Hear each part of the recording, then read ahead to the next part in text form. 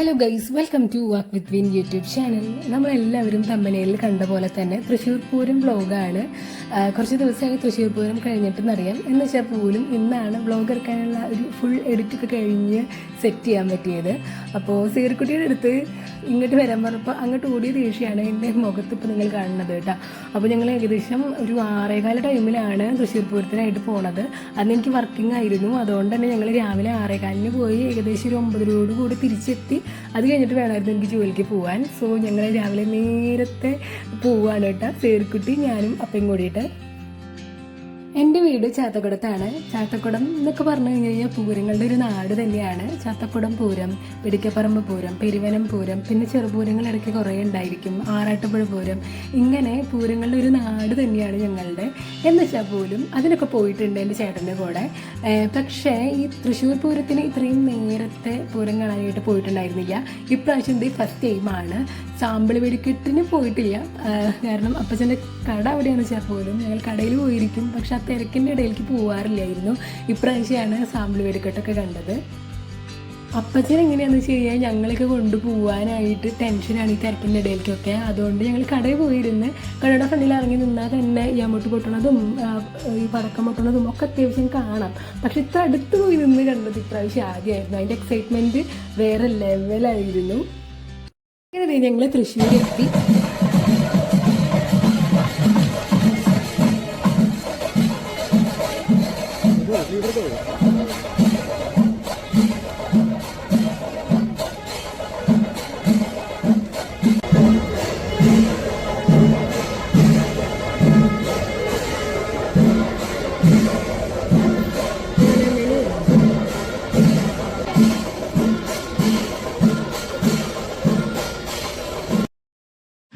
സേർക്കുട്ടീനും കൂടി പൂരം കാണിച്ചു കൊടുക്കണം എന്ന് എൻ്റെ വലിയ ആഗ്രഹമായിരുന്നു കേട്ടോ. ആക്ച്വലി ഇത് ഈ രാവിലെ ഇത്രയും നേരത്തെ പോകുന്ന കാരണം കൊണ്ട് മാത്രമാണ് സേർക്കുട്ടീനും കൂടി കൂടെ കൂട്ടിയത്.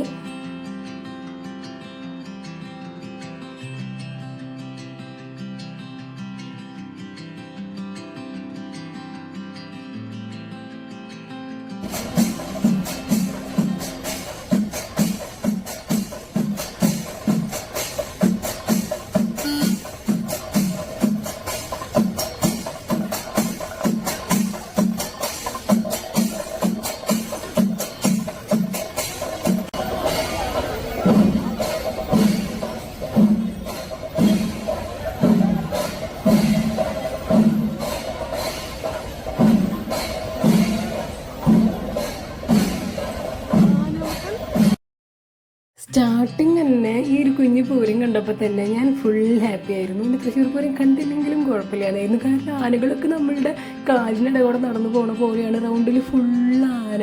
ഞങ്ങൾ ഓൾറെഡി റൗണ്ടിൽ കയറിയപ്പോൾ തൊട്ടേ ആനകളിങ്ങനെ ഓരോന്നായിട്ട് പോണ കാണാം. പിന്നെ ഈ കുഞ്ഞിപ്പൂരം കൂടി കണ്ടപ്പോൾ എന്താ പറയുക, ഫുൾ ഓണായി ഞാൻ. ശരിക്കും പറഞ്ഞു കഴിഞ്ഞാൽ എനിക്ക് അവിടെ തന്നെ ഇന്ന് ഫുള്ള് നിൽക്കാൻ തോന്നി. അങ്ങനെ ഞങ്ങൾ ആ ഒരു സെക്ഷൻ കഴിഞ്ഞതിന് ശേഷം ഇനി വടക്കുന്നാഥൻ്റെ ആ റൗണ്ടിനുള്ളിലേക്ക് കയറാമെന്ന് വിചാരിച്ചു. സാമ്പിളിൻ്റെ അന്ന് ഓൾറെഡി പന്തലൊക്കെ അത്യാവശ്യം ലൈറ്റിട്ട് കണ്ടത് കൊണ്ട് തന്നെ ഇന്ന് പകൽ ഇങ്ങനെ സാധാരണ ഇതിൻ്റെ ഉള്ളിലേക്കൊന്നും കടക്കാൻ പറ്റില്ല പൂരമായി കഴിഞ്ഞ് കഴിഞ്ഞാൽ. അപ്പോൾ പന്തൽ കാണലൊക്കെ ടാസ്ക്കാണ് ഒരു വിധത്തിൽ അല്ലെങ്കിൽ മറ്റൊരു വിധത്തിൽ. അതുകൊണ്ട് തന്നെ ഇതൊക്കെ കാണൽ വളരെ കുറവാണ്. പക്ഷേ ഇപ്രാവശ്യം പന്തലൊക്കെ കണ്ട് അത് കഴിഞ്ഞിട്ടാണ് ഞങ്ങൾ വടക്കുന്നാഥൻ്റെ അവിടേക്ക് പോകാമെന്ന് വിചാരിച്ചത്. അങ്ങനെ ഞങ്ങൾ ഉള്ളിൽ കയറി വണ്ടിയൊക്കെ പാർക്ക് ചെയ്ത് പതുക്കെ നടന്നു തുടങ്ങി. അങ്ങനെ നടക്കുന്നതിൻ്റെ ഇടയിൽ ആനകളെ കുളിപ്പിക്കുന്ന ഒരു ഏരിയ അവിടെ സെറ്റ് ചെയ്തിട്ടുണ്ടായിരുന്നു. ഓരോ ആനകൾ ആ CMS സ്കൂളിൽ നിന്ന് വന്ന് ഓരോ ആനകളായിട്ട് ഇങ്ങനെ കുളിച്ച് ഇങ്ങനെ പോകുന്നുണ്ടായിരുന്നു. അതുപോലെ കുറേ ആനകൾ ഇതുപോലെ ലോറിയിലൊക്കെ വന്ന് ഇറങ്ങുന്നുണ്ടായിരുന്നു. അങ്ങനെ ഞങ്ങൾ ഈ ഇറങ്ങൊക്കെ കിട്ടിയിരിക്കുന്നതൊക്കെ കണ്ട് അവിടുത്തെ കാര്യങ്ങളൊക്കെ കണ്ട് സേർക്കുട്ടീനെ എങ്ങനെയെങ്കിലും ഐസ്ക്രീം കഴിക്കുന്നതിന് ഡൈവേർട്ട് ചെയ്യണം എന്ന് വിചാരിച്ച് അങ്ങോട്ട് പോകാം ഇങ്ങോട്ട് പോകാമെന്നൊക്കെ പറഞ്ഞ് അങ്ങനെ ഞങ്ങൾ അങ്ങോട്ടും ഇങ്ങോട്ടൊക്കെ ഡൈവേർട്ട് ചെയ്ത് പോയിക്കൊണ്ടിരിക്കുകയായിരുന്നു. ഞങ്ങൾ നേരത്തെ പറഞ്ഞല്ലോ ആനേനെ കുളിപ്പിക്കുന്ന സ്ഥലം ഉണ്ടെന്ന്. അപ്പോൾ സീർക്കുട്ടീനെ കൊമ്പനാലിക്കുട്ടപ്പനെ കാണിച്ചു തരാമെന്ന് പറഞ്ഞിട്ട് നൈസായിട്ട് ഞങ്ങൾ അങ്ങോട്ട് കൊണ്ടുപോയി. സേർക്കുട്ടി ഹാപ്പി. ഇനിയിപ്പോൾ ഐസ്ക്രീം കിട്ടിയില്ലെങ്കിലും കുഴപ്പമില്ല എന്നുള്ള സെറ്റപ്പൊക്കെ ആയി. അപ്പോൾ പിന്നെ നേരെ അങ്ങനെ ഉന്നം വെച്ച് ആനകളെ കുളിപ്പിക്കുന്ന സ്ഥലത്തെത്തി. അവിടെ കുറേ നേരം ഇങ്ങനെ നോക്കി നിന്നു. അവർ നല്ലോണം ഉരച്ചിങ്ങനെ കുളിപ്പിച്ച് ഉണ്ണിയോടെ നോക്കണ പോലെയാണ് അവർ ഈസി ആയിട്ട് ആനേനെ കുളിപ്പിക്കണത് കണ്ടത്. കാരണം അവർക്കങ്ങനെ പേടിയൊന്നും കണ്ടില്ല. നമുക്കിപ്പോൾ ആന വരുന്നു എന്ന് പറഞ്ഞു കഴിഞ്ഞാൽ കാണാൻ ഒരു ഇഷ്ടമുണ്ട്, കാര്യങ്ങളുണ്ടെന്ന് വെച്ചാൽ പോലും എനിക്ക് കുറച്ചും കൂടി ഇങ്ങനെ അടുത്തേക്ക് വരുമ്പോൾ നമുക്ക് പേടിയായി തുടങ്ങും. ഇവർ കാലിൻ്റെ ഇടയിലൊക്കെ നിന്നിട്ടാണ് ആനേനെ കുളിപ്പിക്കണതും. നമ്മളിങ്ങനെ ഓൾറെഡി കേട്ടിട്ടുണ്ട്, പൂരമായി കഴിഞ്ഞ് കഴിഞ്ഞാൽ ആനയുടെ കാലിൻ്റെ ഇടയിലൊക്കെ നമ്മൾ കിടന്ന് ഉറങ്ങാമെന്നൊക്കെ. അതുപോലെ തന്നെയാണ് ഇവിടെ നോക്കിയാലും ആന. എന്തൊരു വൈബാന്നറിയോ കാണാനായിട്ട്. സീർക്കുട്ടിക്ക് ഭയങ്കര ഹാപ്പിയായി. കാരണം ഈ കാർട്ടൂൺ പോലെ കൊമ്പനാനക്കുട്ടപ്പനെ കണ്ടാലും നേരിട്ട് ഇത്ര അടുത്ത് പോയി നിന്നിട്ട് ആനേനെ കാണുന്നതും ആനേനെ കുളിപ്പിക്കുന്നതൊക്കെ കണ്ടപ്പോൾ സീർക്കുട്ടി ഹാപ്പി. കുറേ നേരം കൊമ്പനാനക്കുട്ടപ്പനെ പാട്ടൊക്കെ പാടി നിന്നോട്ടാ. പക്ഷേ എന്താ പറയുക, ഇതൊരു നല്ലൊരു വൈബായിരുന്നു, നല്ലൊരു പോസിറ്റീവ് എനർജി ആയിരുന്നു. മൊത്തത്തിൽ ഞാൻ ഇത്രയും കണ്ടപ്പോൾ തന്നെ തൃശ്ശൂർ പൂരത്തിൻ്റെ എല്ലാ വൈബും കിട്ടി. സന്തോഷം, എനിക്ക് സംതൃപ്തി അടഞ്ഞു എന്ന് വേണം പറയാനായിട്ട്. കാരണം ഞാൻ ഇത്ര അധികം അടുത്തങ്ങനെ പോയി നിന്നിട്ടില്ല പൂരത്തിനൊന്നും.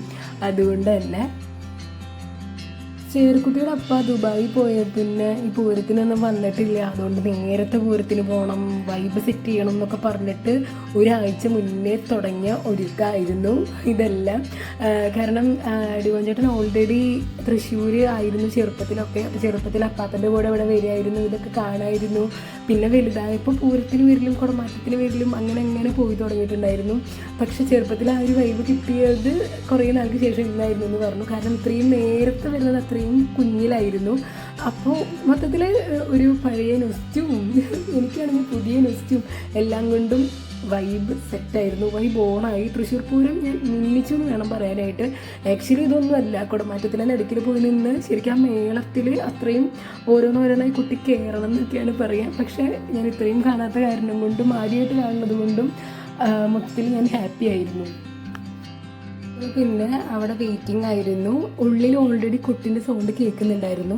സോ ആനകളൊക്കെ ഇറങ്ങി വരാനായിട്ട് അത്രയും നേരം വെയിറ്റിംഗ് ആയിരുന്നു. പക്ഷെ ആ സമയത്ത് സേരക്കുട്ടിക്ക് ചെറുതായിട്ടൊരു വിഷമം വന്നു. അപ്പോൾ ഞങ്ങളൊന്ന് പോയി തിരിച്ചു വരുമ്പോഴേക്കും ആനകളൊക്കെ നിരന്ന് സെറ്റപ്പ് ആയിട്ടുണ്ടായിരുന്നു. ആ ഒരു ഇത് കാണാൻ പറ്റിയില്ല, ആ ഒരു വിഷമം മാത്രം. പക്ഷെ അടിപൊളിയായിരുന്നു.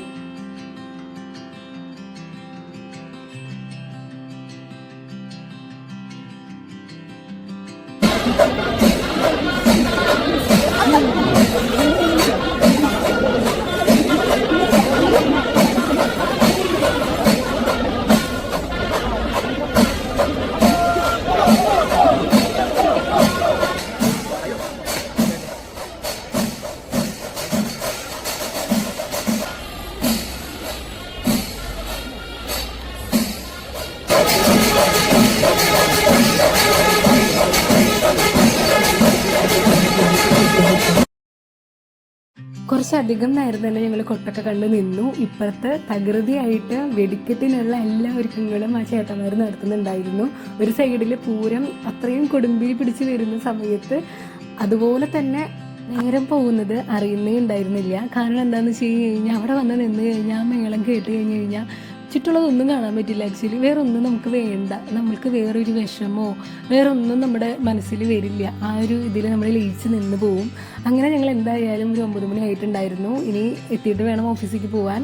അതുകൊണ്ട് തന്നെ ഞങ്ങൾ അവിടെ നിന്ന് ഇറങ്ങി ഒരു 9 മണി ആയപ്പോൾ. പക്ഷേ ഇത്തിരി ബ്ലോക്കും കാര്യങ്ങളും ഉണ്ടായിരുന്നു. കാരണം ഞങ്ങൾ സ്റ്റാർട്ടിങ് ടൈമിലാണ് ഉള്ളിലേക്ക് കയറിയിട്ടുണ്ടായിരുന്നത്. അതുകൊണ്ടാണ് ഞങ്ങൾക്ക് കയറാൻ പറ്റിയതും. പിന്നെ ഫുള്ള് ബ്ലോക്കായി തുടങ്ങിയിട്ടുണ്ടായിരുന്നു.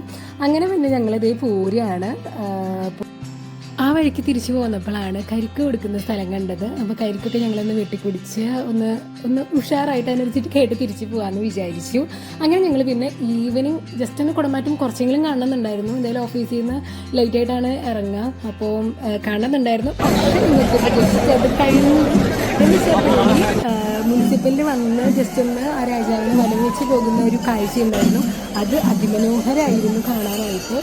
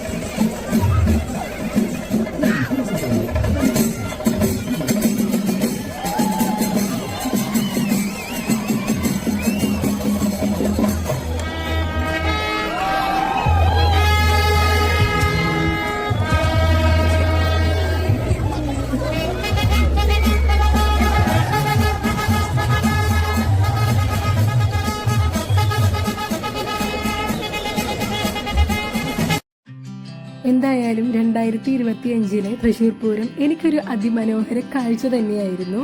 എല്ലാതും കവർ ചെയ്തെത്തിയില്ലെങ്കിൽ പോലും ഞാൻ വളരെയധികം ഹാപ്പിയാണ്. നിങ്ങളും ഹാപ്പിയായി എന്ന് പ്രതീക്ഷിക്കുന്നു.